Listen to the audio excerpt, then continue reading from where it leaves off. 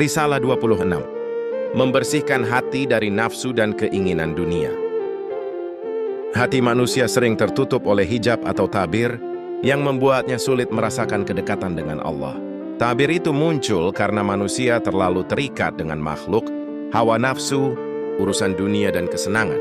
Selama keinginan dunia masih memenuhi hatimu, tabir itu tidak akan hilang. Karena itu, kosongkanlah hatimu dari selain Allah.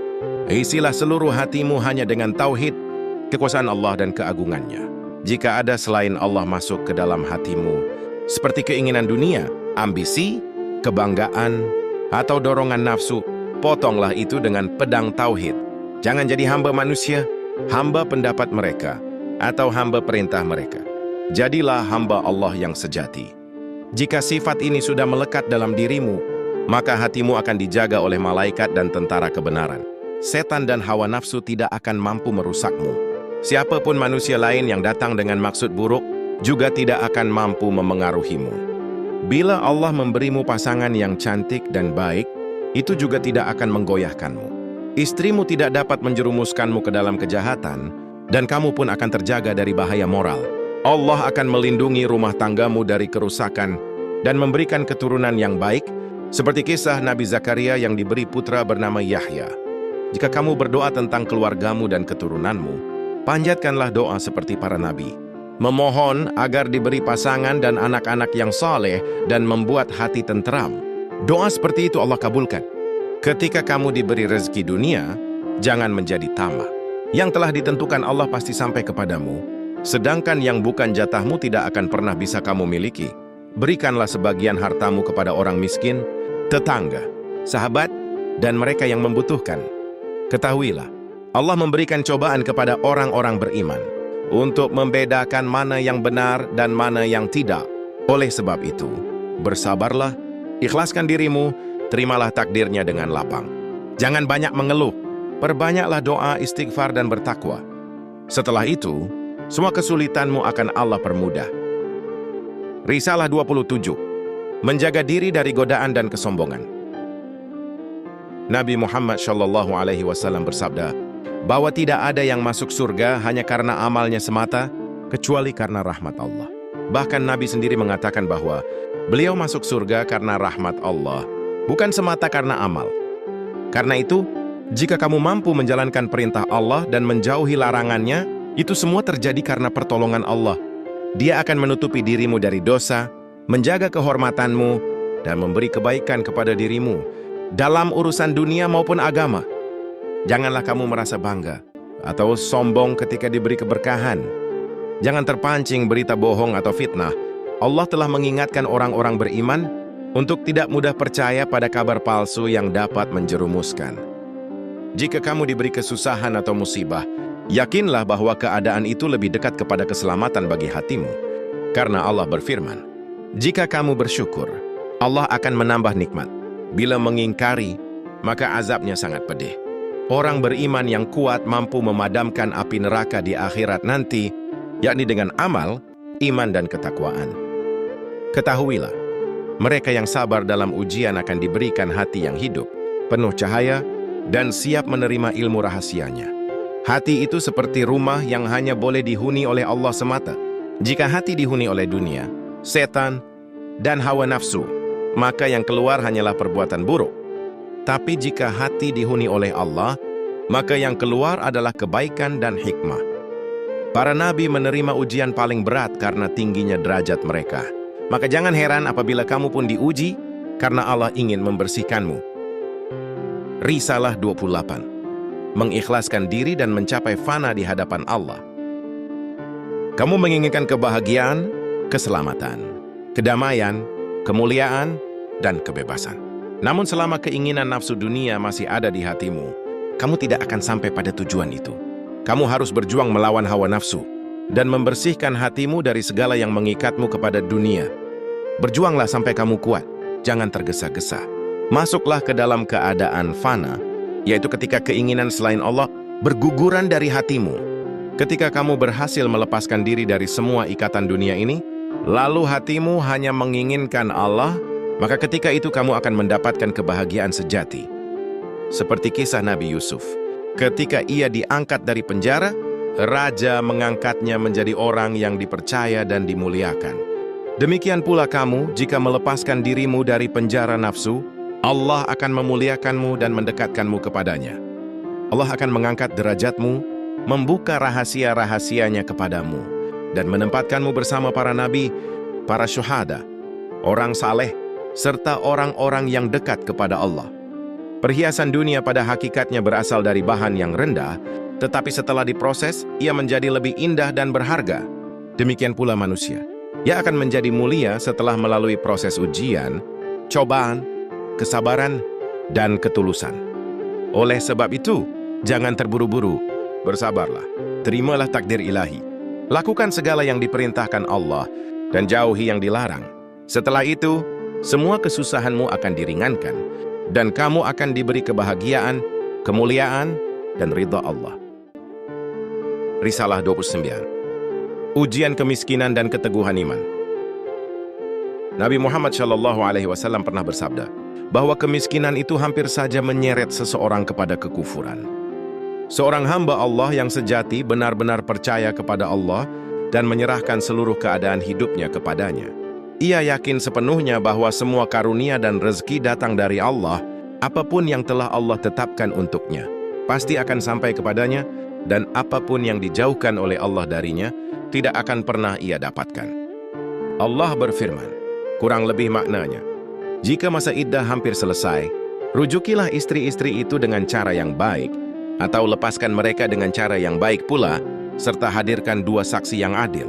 Barang siapa bertakwa kepada Allah, maka Allah akan memberikan jalan keluar baginya, memberinya rezeki dari arah yang tidak disangka-sangka, dan mencukupkan segala kebutuhannya. Allah melaksanakan segala urusannya dan telah menentukan ukuran bagi setiap perkara.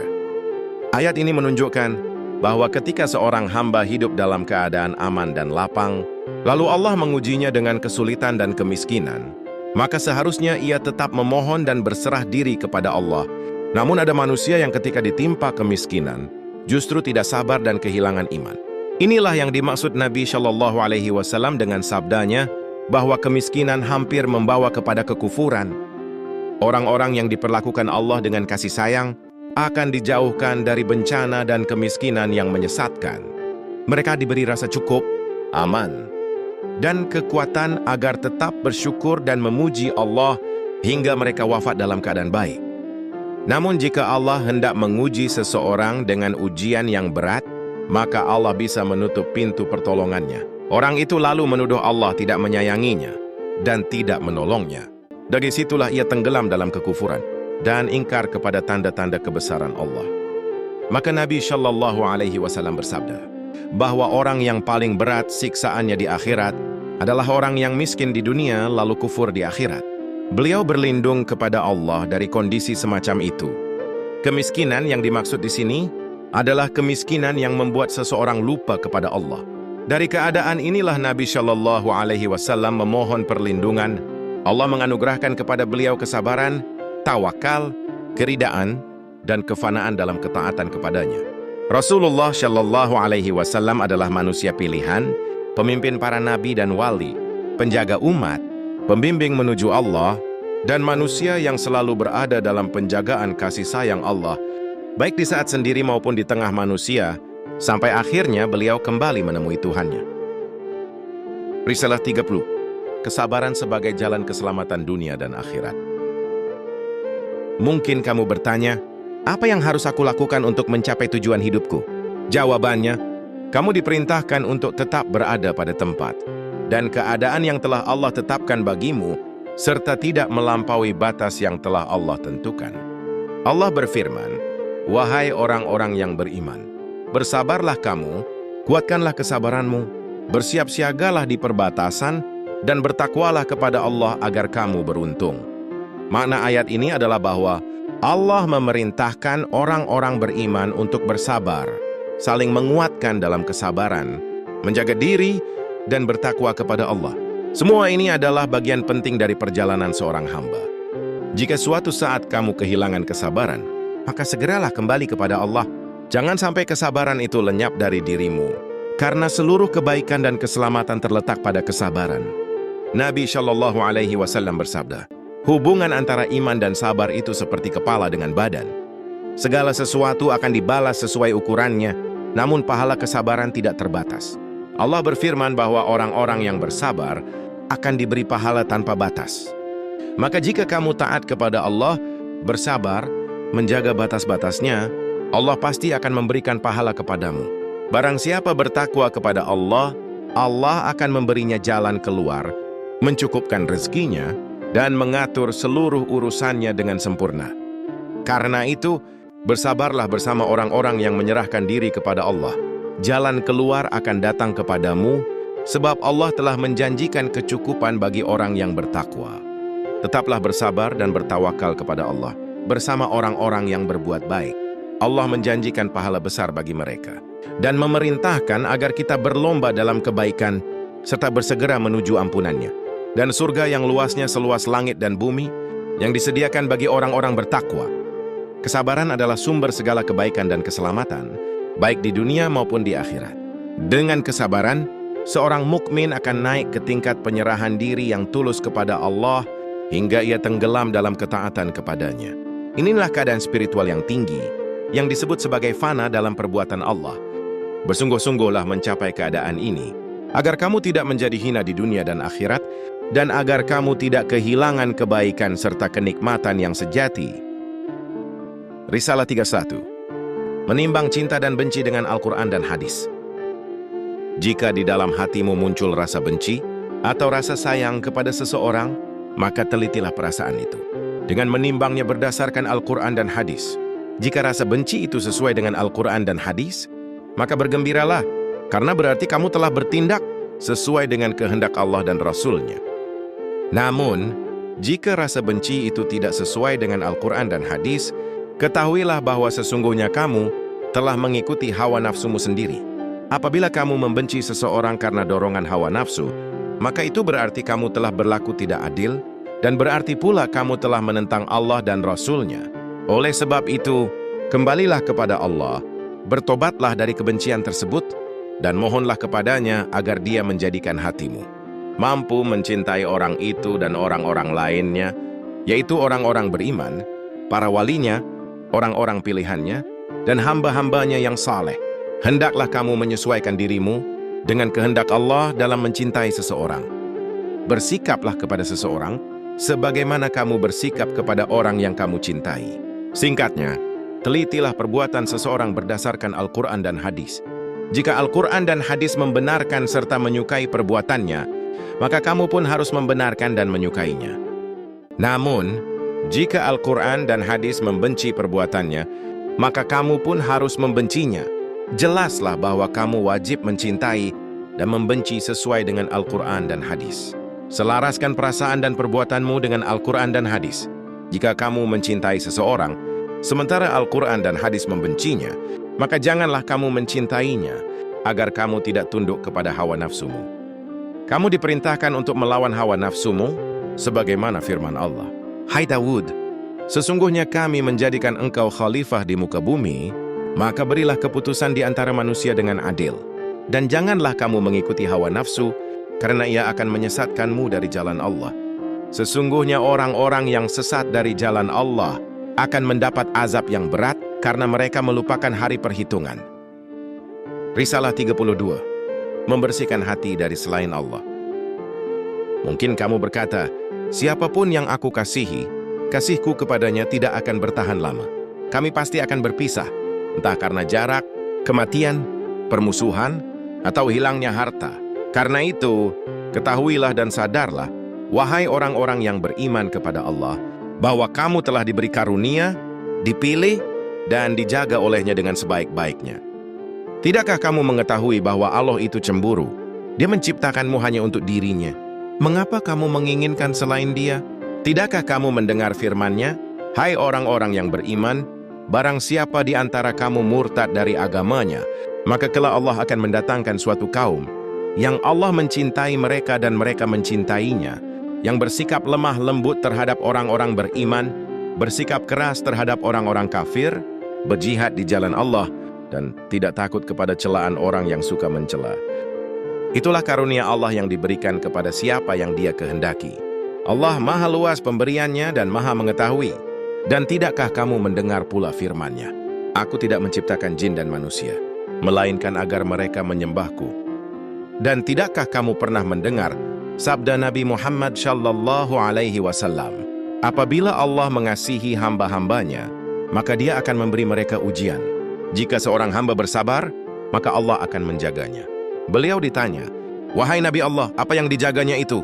Beliau menjawab, Allah tidak akan meninggalkan anak dan harta pada hamba itu. Hal ini karena apabila seorang hamba memiliki anak dan harta, maka cintanya akan terbagi-bagi. Padahal cinta yang seharusnya diserahkan sepenuhnya kepada Allah, justru dibagi kepada anak dan harta. Allah tidak mau disekutukan. Dia cemburu. Dialah yang menguasai segala sesuatu. Karena itu, Allah menghancurkan segala sesuatu yang menjadi sekutu baginya, agar Dia dapat menguasai sepenuhnya hati hambanya hanya untuk dirinya, tanpa ada yang lain di dalam hati itu. Setelah itu, Allah akan membuktikan firman-Nya. Dia mencintai mereka dan mereka mencintainya.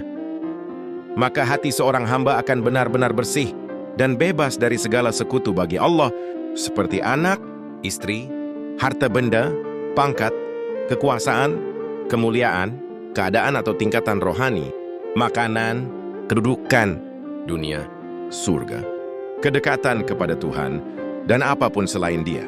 Tidak ada nafsu, tidak ada keinginan, dan tidak ada cita-cita selain Dia. Kosongkanlah hatimu hingga seperti bejana yang penuh dengan lubang, sehingga tidak dapat menampung apapun. Leburlah hatimu dengan perbuatan-perbuatan Allah. Jika masih ada tujuan lain yang tumbuh di dalam hatimu, maka hati itu akan dihancurkan oleh perbuatan Allah, karena Dia maha cemburu. Kemudian, hati hamba itu akan dipenuhi dengan kemuliaan, kekuatan, keagungan, dan kesempurnaan ilahi. Dengan demikian, tidak ada sesuatu pun yang dapat menembus hati semacam itu.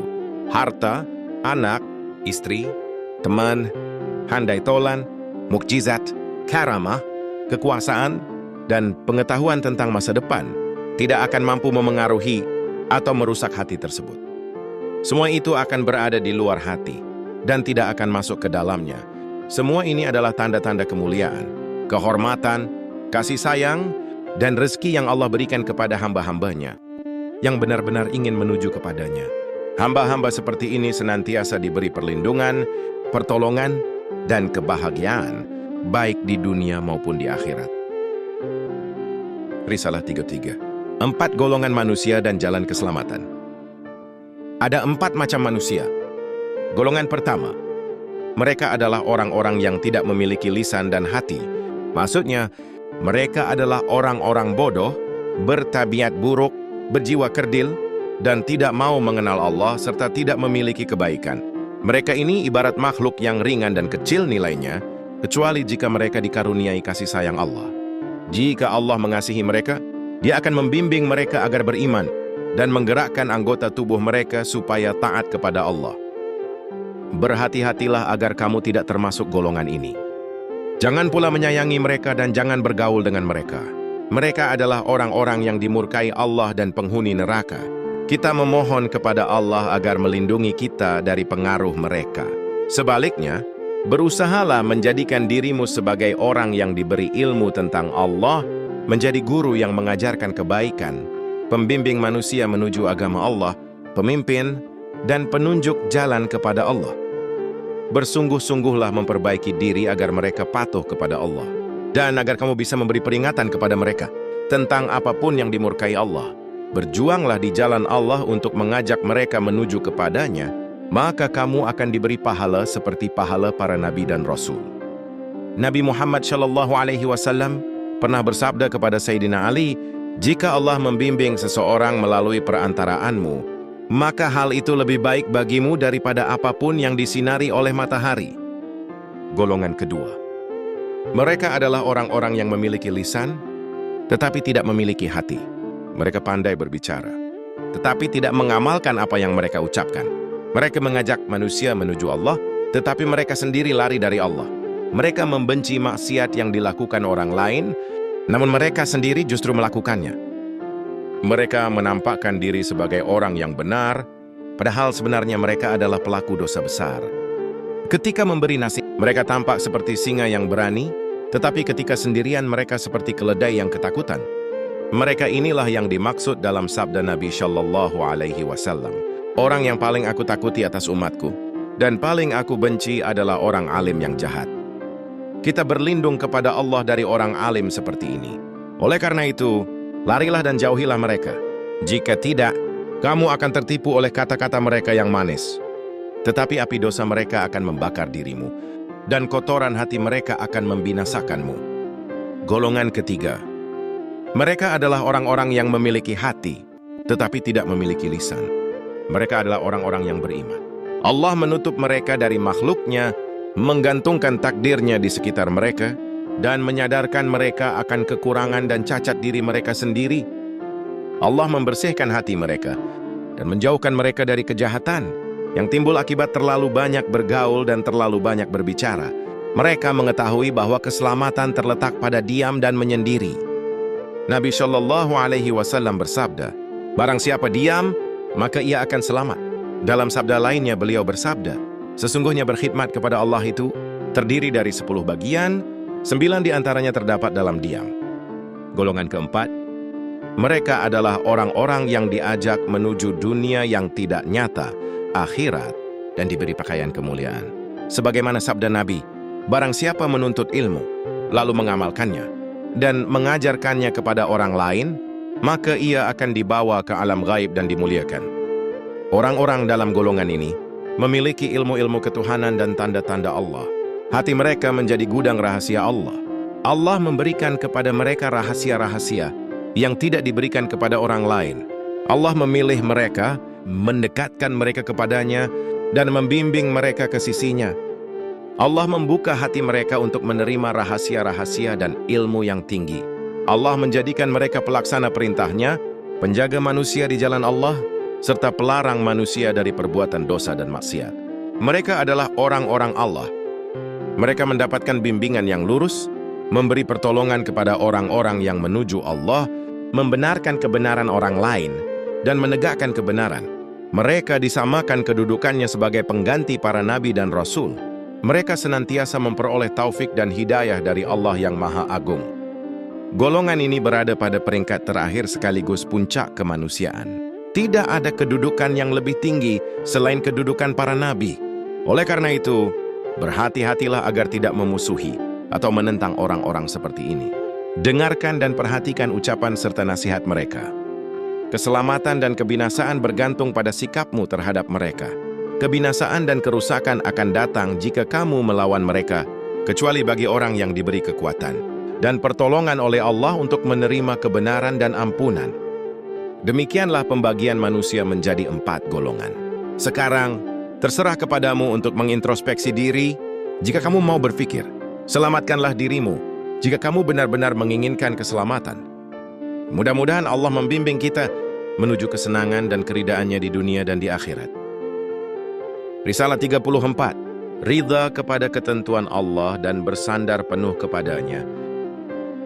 Sungguh mengherankan, bagaimana mungkin kamu menuduh Tuhanmu murka, menyalahkannya, atau mengatakan bahwa dia tidak adil, merendahkan pemberiannya, atau menunggu datangnya murkanya. Tidakkah kamu mengetahui bahwa setiap kejadian dan peristiwa telah ditetapkan masanya, dan setiap musibah telah ditentukan waktunya? Tidak bisa dipercepat dan tidak pula bisa ditunda. Masa bahaya tidak dapat ditukar dengan masa aman, dan masa aman pun tidak dapat ditukar dengan masa bahaya. Karena itu, hendaklah kamu bersikap santun, banyak diam, tidak banyak bicara, bersabar, dan menyerahkan dirimu sepenuhnya kepada Allah dengan tulus ikhlas. Serahkan kehendakmu kepada kehendaknya, dan bertobatlah kepada Allah atas kesalahan yang telah kamu lakukan. Manusia dan seluruh makhluk tunduk dan patuh kepada Allah. Bukan Allah yang tunduk kepada manusia dan makhluk. Kembalilah kepada Allah untuk meminta kepadanya. Dia akan memberi permintaanmu, tetapi tidak wajib bagi Allah untuk selalu memenuhi permintaan hamba-hambanya. Kembalilah kepada Allah, baik dia mengabulkan permintaanmu maupun tidak. Dialah Allah yang Maha Agung dan Maha Kaya. Dia adalah Tuhan yang Maha berdiri sendiri, tidak membutuhkan sekutu. Dia menciptakan segala sesuatu dan menentukan kebahagiaan serta kesengsaraan. Dia menciptakan dunia dan akhirat serta seluruh makhluk. Allah Maha Tinggi dan Maha Agung dalam kekuasaannya. Tidak ada yang menentangnya dalam perbuatannya. Ketetapannya tidak dapat diganggu. Apa yang Dia tetapkan pasti terjadi, dan apa yang Dia kehendaki pasti terlaksana. Tidaklah wajar jika di dalam perbuatan Allah terdapat cacat atau celah, karena Dia Maha Bijaksana dan Maha Adil. Hendaklah kamu bersabar, tunduk, dan berserah diri kepadanya. Jangan menuntut agar hikmahnya disingkapkan kepadamu, dan jangan pula menuntut agar kamu diberi karamah atau kedudukan tertentu. Tetaplah beribadah kepadanya sampai ajal datang. Sebagaimana pergantian siang dan malam, serta panas dan dingin yang silih berganti. Jika kamu meminta cahaya di waktu malam, tentu kamu tidak akan diberi, karena malam tetap malam dan tidak ada cahaya di dalamnya. Oleh karena itu, bersabarlah sampai malam berlalu dan siang datang. Demikian pula sebaliknya, jika pada waktu siang kamu meminta kegelapan malam, itu pun tidak akan terjadi. Segala sesuatu berada pada tempat dan waktunya masing-masing. Karena itu, hendaklah kamu selalu ridha, sabar, dan berpegang teguh kepada Tuhan yang Maha Tinggi. Percayalah bahwa apa yang telah ditetapkan untukmu pasti akan kamu peroleh, dan apa yang tidak ditetapkan untukmu tidak akan pernah kamu dapatkan. Mintalah kepada Allah dengan merendahkan diri, penuh pengharapan akan pertolongannya, dengan salat dan doa, bersungguh-sungguh menyembahnya, patuh kepadanya, dan menundukkan diri di hadapannya. Tuhanmu berfirman, berdoalah kepadaku, niscaya akan kuperkenankan bagimu. Sesungguhnya orang-orang yang menyombongkan diri dari menyembahku, akan masuk neraka jahanam dalam keadaan hina. Dan firman-Nya pula, dan janganlah kamu iri hati terhadap apa yang dikaruniakan Allah kepada sebagian orang lebih banyak daripada yang lain. Bagi laki-laki ada bagian dari apa yang mereka usahakan, dan bagi perempuan pun ada bagian dari apa yang mereka usahakan. Dan mohonlah kepada Allah sebagian dari karunia-Nya. Sesungguhnya Allah Maha mengetahui segala sesuatu. Jika kamu berdoa kepada Allah, Dia akan mengabulkan doamu pada waktu yang telah ditentukannya. Jika Dia menunda, maka penundaan itu pun mengandung kebaikan bagimu, baik di dunia maupun di akhirat, karena semuanya berjalan sesuai dengan takdirnya. Janganlah kamu menyalahkan Tuhanmu jika permohonanmu lambat dikabulkan. Jangan pula kamu merasa dirugikan. Jika permohonanmu tidak dikabulkan di dunia, maka Allah akan menyimpannya untukmu di akhirat. Dalam sebuah hadis disebutkan bahwa pada hari kiamat, seorang hamba akan diberitahu bahwa balasan kebaikan yang ia terima di akhirat adalah pengganti dari doa-doanya di dunia yang tidak dikabulkan. Sekurang-kurangnya, seorang hamba harus selalu ingat kepada Allah, berpegang teguh kepadanya, dan bertauhid kepadanya sambil memohon kepadanya. Janganlah kamu meminta kepada makhluk, tetapi mintalah hanya kepada Allah. Dalam pergantian siang dan malam, sehat dan sakit, perang dan aman, waktu lapang dan waktu sempit, kamu berada di antara dua keadaan berikut. Keadaan pertama, kamu harus tetap sabar, ridha, dan menyerahkan diri kepada perbuatan Allah sebagaimana seorang bayi yang berada di pangkuan ibunya, atau bola yang berada di kaki pemain. Orang seperti ini selalu mengikuti apa yang Allah tetapkan untuknya. Jika Allah memberi kebaikan, ia bersyukur, sebagaimana firman-Nya, dan ingatlah, jika Tuhanmu memaklumkan, sesungguhnya jika kamu bersyukur, pasti kami akan menambah nikmat kepadamu. Dan jika kamu mengingkari, sesungguhnya azabku sangat pedih. Jika musibah datang kepadamu, bersabarlah dan ridhalah, serta mohon pertolongan Allah dengan keteguhan hati dan keimanan. Allah berfirman, hai orang-orang yang beriman, jadikanlah sabar dan salat sebagai penolongmu. Sesungguhnya Allah beserta orang-orang yang sabar. Allah bersama orang-orang yang sabar dengan pertolongan dan kekuatannya. Jika kamu menolong agama Allah, niscaya Dia akan menolongmu dan meneguhkan kedudukanmu.